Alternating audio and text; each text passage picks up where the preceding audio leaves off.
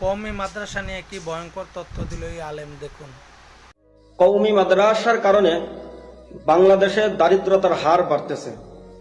একটা জরিপে দেখা গেছে যে বাংলাদেশের 4 কোটি মানুষের প্রতিজনের মাসিক খরচ মাত্র $30। ইসলামে যাতে কেউ গরিব না থাকে এ কারণে জাকাতের বিধান চালু রয়েছে।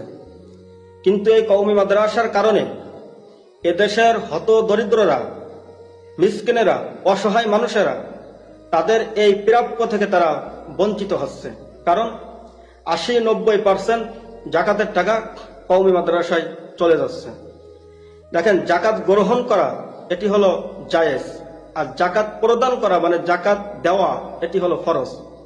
কিন্তু আমাদের কওমিয়ানরা ফরজকে ভুলে গিয়ে জায়েজকে মনে প্রাণে আঁকড়ে ধরেছে, কারণ এটি আমাদের পূর্বপুরুষের সুন্নাত। বিভিন্ন উত্তরে তারা বলে থাকে যে জেনারেল শিক্ষা প্রতিষ্ঠানের ছাত্ররাও তো আপনার সরকারিভাবে ট্যাক্সের টাকা জাকাত গ্রহণ করছে। দেখেন, তর্কের খাতিরে মেনে নিলাম যে জেনারেল শিক্ষা প্রতিষ্ঠানের ছাত্ররা যদিও তারা জাকাত গ্রহণ করে থাকে, তারা সেটা সম্মানের সাথে করছে, কারণ তারা কারো কাছে রসিদ বই নিয়ে দৌড়াদৌড়ি করে না, বাস্তানে দৌড়াদৌড়ি করে না। আর আমাদের কওমি আলেমরা জাকাত গ্রহণ করছে অসম্মানের সাথে। রমজান মাসে দেখা যায় যে সাধারণ ভিক্ষুকের থেকে কওমি আলেমদের রসিদ বই বেশি।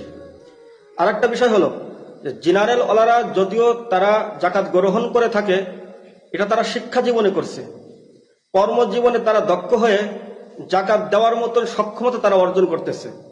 কিন্তু আমাদের কওমি মাদ্রাসার অবস্থা কি? এলেম শিখতেছিও জাকাত খেয়ে, কর্মজীবনে এলেম শিখাইতেছিও জাকাত খেয়ে। বিভিন্ন দল বা সংগঠনের কথা আমরা বলে থাকি, তারাও তো জাকাত গ্রহণ করে। শোনেন, পার্থক্য হলো যে বিভিন্ন দল বা সংগঠনের হাসপাতাল আছে, তারপরে ব্যাংক আছে, ইনকামের বিভিন্ন ইন্ডাস্ট্রি তাদের আছে। কিন্তু আমাদের কওমিয়ানদের কি আছে?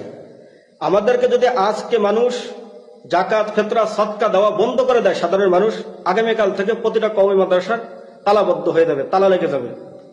দেখেন, ইসলাম কি বলে? ইসলাম আপনাকে বলে ফাইদা কুদিয়াতি সলাতু ফান্তাশিরু ফিল আরদ, যে তোমরা 5 ওয়াক্ত নামাজের পরে রিজিক সন্ধানের জন্য জমিনে ছড়িয়ে পড়ো। আল্লাহ তাআলা কোথায় বলেননি যে আমি আসমান থেকে রিজিক দান করি, রিজিক নাজিল করি, এটা আল্লাহ কখনো বলেনি।